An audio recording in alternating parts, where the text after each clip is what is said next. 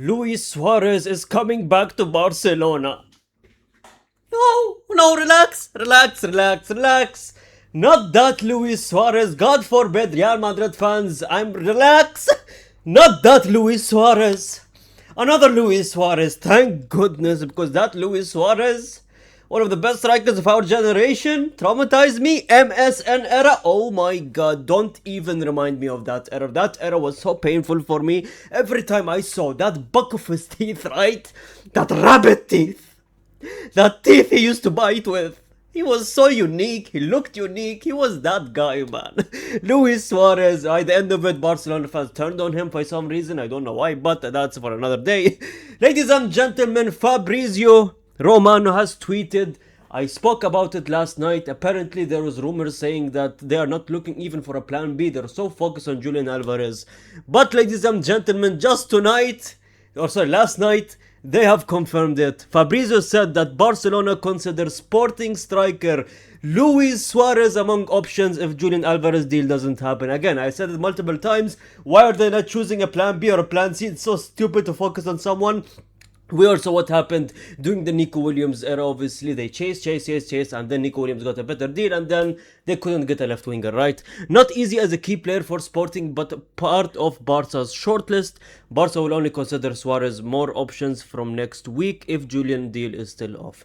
This is more like it. Again, Barcelona are moving like a serious club and it's pissing me off, yes, but at the same time, this is more like it, man. Where are the options? Where is plan B? Where is plan C? And ladies and gentlemen, if you want to know more about Luis Suarez, oh, I got every single detail, and that's why you subscribe to this channel, and that's why you should subscribe to this channel, man, because I have his height, his nationality, some of his clips, okay, not really his clips because I can't show them because copyright, but all of that. I have everything. I have the tea, fam.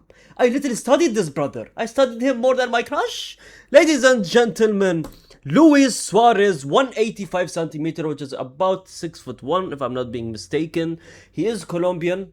And there is a clip of him, right? There is a clip of him. I cannot show it. There is a clip of him where it went viral, especially last night, right?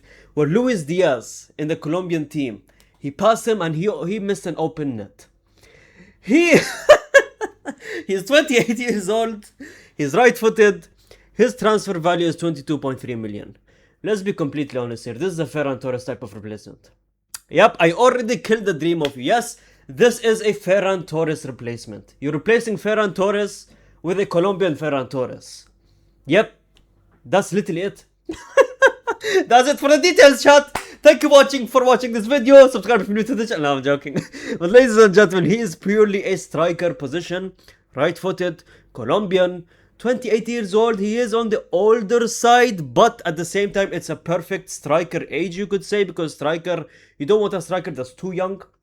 You don't want a striker that's too old, obviously. You want a striker that is in the mid-range, which is between 25 to 29 years old, or 25 under 30 years old even.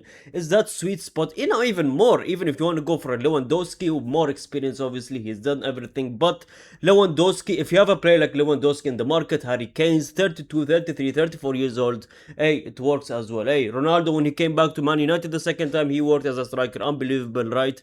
But at the same time, but if you're not that name and you're someone like a Luis Suarez from Sporting that's Colombian, I mean 28 is a sweet spot and that is good. In my opinion, Ferran Torres replacement is needed as well because attacking wise, I mean on the bench, who are you going to bring realistically, right? Ferran Torres is gone, Lewandowski is gone. You need two strikers realistically, no? I think they should go for a striker that is around the 22.3 million transfer value that is given for Luis Suarez or something similar to that range, and then get an unbelievable striker who is a starter, right? In my opinion, they don't have that because they had that rotation between Ferran Torres and Lewandowski, so now you don't have any of them. Who are you going to play as striker? I do not know. Maybe they're trying to... That's why they bought Gordon for that position, maybe because he can play striker. They bought Adeyemi to play as striker. But maybe those two players can be a rotation, like replacing Ferran Torres. So you don't really need a Luis Suarez here as a rotational player. But maybe you do. I don't know. Maybe he's good enough. I'm going to give you the statistics, right? So these are his statistics. So you have the seasons. 26-27 season, he played for Sporting this season, right? And 25-26 season, this is the current season, he hasn't scored yet. And he had a 7.63 rating, 8 assists, and 38 goals in 53 games. That is a good ratio, yes, but at the same time, he plays in the Portuguese league. In the Portuguese league, if you take a look at the past, now I'm not talking about the past where unbelievable players came from Benfica, Sporting, and a lot of talent come from there, right? You have Bruno Fernandes, Cristiano Ronaldo, right? I'm talking about current generation Sporting. Because it's way different. Because you have someone like a Darwin Nunez, right? He was unbelievable. You guys remember him in Benfica? Was he in Benfica? Yes, he was in Benfica, right? Yep, he was in Benfica. Unbelievable. Goes to Liverpool. What happens to him? He became a national meme. Anyone who misses now, they say, oh, Darwin Nunez. That's literally him right now. That's literally his reputation now. And it sucks. And now he is in the Saudi League. I don't know what's happening to him. I don't know where he went or what he does or where he plays. But that was it. He was unbelievable for Benfica. He was scoring goals for days. And that's the thing with strikers in the Portuguese league, right? Another striker, Gyökeres. Gyökeres had a terrible start to the season. If any Arsenal fans are watching, you can vouch for me. He had a terrible start of the season. He wasn't really good enough. Until the end of the season, he proved his worth more. He works for Mikel Arteta, yes.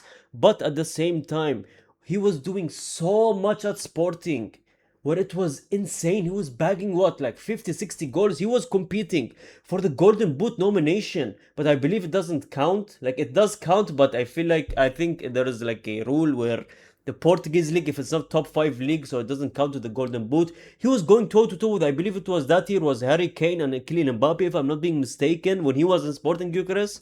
Unbelievable. He comes to Arsenal, not really the same amount or produced amount of goals, but he still did good at the end of the season, right? But at the same time, you can't really say, okay, 38 goals in 53 games. He must be insane, right? You can't really say that. You genuinely cannot say that. He needs time in the bigger leagues, then you can know. And then you go to the season before that, he had 31 goals in 43 games in Almeria, which is again another good season. 2 back-to-back seasons is promising. Almeria as well, I believe they're the second. Were they in the second division here, or did they come up? I don't know. Were they in the second, third? I don't know. Almeria, I believe, in the second division of the Spanish league. Again, 31 goals in 43 games. It's very good ratio. 38 goals in 53 games for Sporting. Again, very good ratio, right? And then you take a look at the previous season of Almeria. He had 6 goals in 15 games, 4 goals in 21 games. Again, previous season, Marseille, 3 goals in 11 games. Again, not the best of ratios before that. But since 2024, he has been producing good amount of goals, right? And if you want to know what his strengths and weaknesses is, hey, I got you as well, ladies and gentlemen. Finishing. So his biggest strength is finishing, something that Ferran Torres lacked, something that Barcelona does need in front of goal, which is that finishing. You have Pedri feeding you passes, Rodri is going to be feeding you passes soon, Lamine Yamal feeding you passes, and you have seen it multiple times during last season. Lamine Yamal feeding the striker a pass, feeding Ferran Torres a pass, but Ferran Torres just not able to finish those chances. They would have made that comeback against Atletico Madrid, where they were what, 4-0 down or 3-0 down, I believe, no, 4-0 down. They could have easily made a comeback, man. If it wasn't for Ferran Torres on the goddamn pitch, man. If they had better strikers, better finishers, they would have genuinely ate that Atletico Madrid team for breakfast. Movement, he has amazing movement. He has the pace, directness, physicality, pressing. Again, pressing is very important for Hansi Flick. Hansi Flick tactics involve pressing, so that is very needed. Attacking instinct as well. You need the pace as well. Since they play a high line, you need the pace. Go back, come back. You know what I mean. He's 28, has all the stamina in the world. He's not a Lewandowski type of player, obviously, but he can run, he can provide for you, he can press for you, and that is good and needed for a Barcelona team. Link up play. Now that is weaknesses. Link up play, passing, first touch, decision making. Now these are, I mean, for a striker, you need those traits. And seeing it as a weakness, again, this is ChatGPT. Even when I wrote ChatGPT, he gave me like Luis Suarez, the Uruguayan one. And I was like, nope, the Colombian one. But decision making, again, if that's his weakness, he doesn't have the aerial game as well. I don't know. I don't see it. No first touch, no decision making, and consistency, that's an issue. It's another Ferran Torres. Yep, everyone was saying, even Barcelona fans in my time were saying this is another Ferran Torres. So I don't know if this is a good purchase, if I'm being honest. Hey, if he's not hyped, that's the best, right? Because he doesn't have pressure. If you buy him and he's not hyped, he comes and performs amazing, you're like, oh, who's this? That's good. But if he's hyped like a Gyökeres or a Darwin Nunes and he comes to the team and he doesn't perform, that's bad, right? It is what it is, but in my opinion, if I'm giving him a rating of this purchase for 20 million, I can't give him an 8 out of 10, but if you pay any amount of 40 or 50, no man. 40 or 50, that's pushing a 6.5 or 7 out of 10 purchase in my opinion. But hey, it's football. Under different coach, he might be a beast. You never know. Again, football is so random. You genuinely never know. But what do you guys think in this whole thing, ladies and gentlemen? Do you think it's a good purchase?